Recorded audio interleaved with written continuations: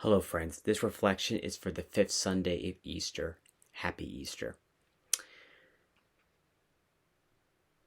We continue the Gospel of John, and in this Gospel, we hear about the most famous passion. And most of the time, we hear about this through funerals.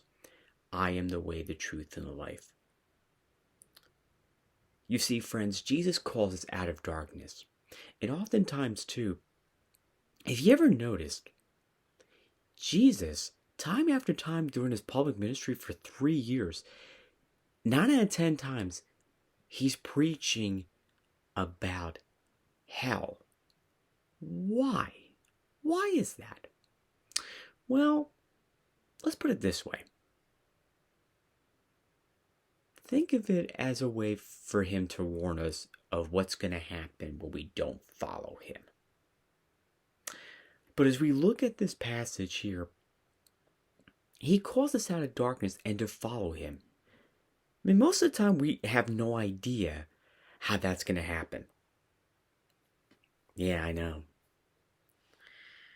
But as we also look at the Acts of the Apostles in the 6th chapter, and those of us who have been keeping up with the Hollow Challenge for the Acts Challenge by Dr. Scott Hahn and Jonathan Romy, aka TV Jesus, you will probably may recall this chapter in Acts that was read by Dr. Scott Hahn solo, not Han Solo, okay?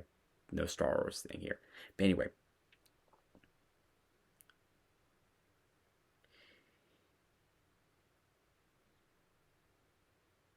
what we see here is that, and if anyone has ever been to a ordination for transitional deacons before they become priests or permanent deacons, we kind of see this towards the end of the passage in the first reading when the proposal was acceptable to the whole community.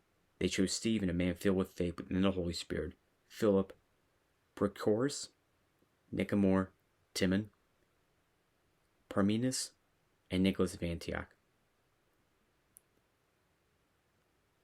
The apostles prayed and laid hands on them. So they basically they were the deacons. And as we see here, friends, in the fifth Sunday of Easter, in order for us to understand this message, we have to grasp with the fact that in order for us to know who Jesus is that the risen Christ message is carried on to the priests, deacons, and let's not forget the bishops, of course. You see, friends, if we recall going back at Holy Week, when the Easter Triduum was beginning, Jesus instituted not only just the Holy Eucharist, but he also instituted the priesthood. The holy priesthood. Those 11 men that were still remaining, they wound up being the first bishops of the Catholic Church, with St. Peter becoming the first pope. And then as the Catholic Church was growing, following the resurrection of Jesus, they appointed more priests, and eventually it became part of, the deacons. And deacons, I mean, they can't, there are some things that they can't do that priests can do. And honestly, I think that's like, yeah, but what's the point? Well, let's not get into some of that.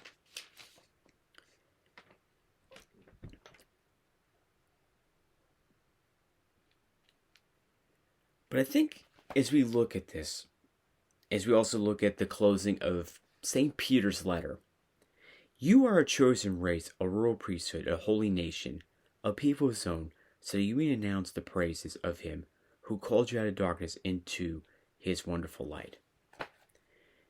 We all have a calling in life, friends. Now, granted, not all of us are going to be deacons and priests or religious. But I think the most essential call for every Catholic is to live out their faith. How do we do that? First off, we look at we raise up good men to give their full yes to God, encourage them to be pious in their vocation to priesthood, to be courageous when speaking the truth, be bold while being apologetic. These are the qualities that make priests. These are the qualities that also make deacons. And we look at Stephen, who is the first one mentioned in chapter 6 of Acts. He was filled with the Holy Spirit, and eventually he became the first martyr of the newly established church. Even though some people want to beg it's St. John the Baptist, but we'll digress. But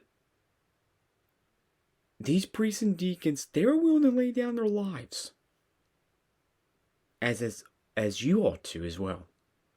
Lay your lives down for the gospel. Guide people that you know that has fallen away from the church back to the light. Almost like how you flick a light on in a dark room. That's what we must do.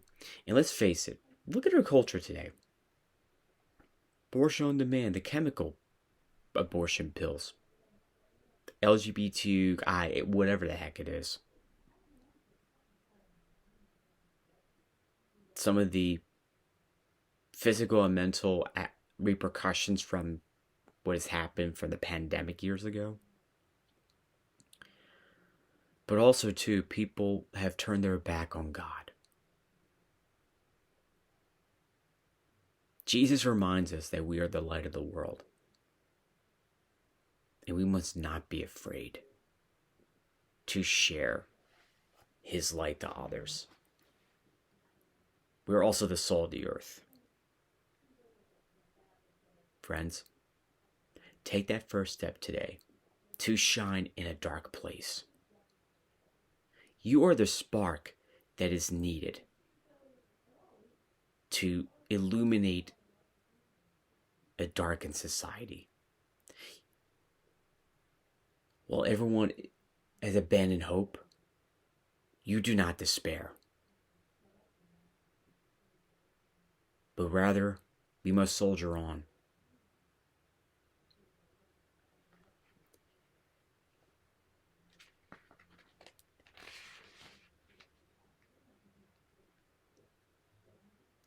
So friends, be the light.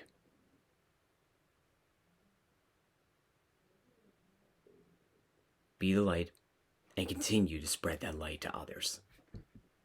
Happy Easter. Pray for our priests, especially those who are going to be ordained soon. And any man that feels the call,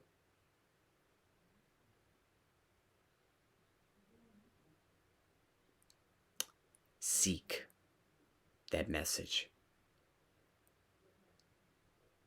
Heed that call.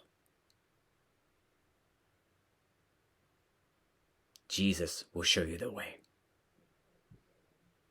God bless.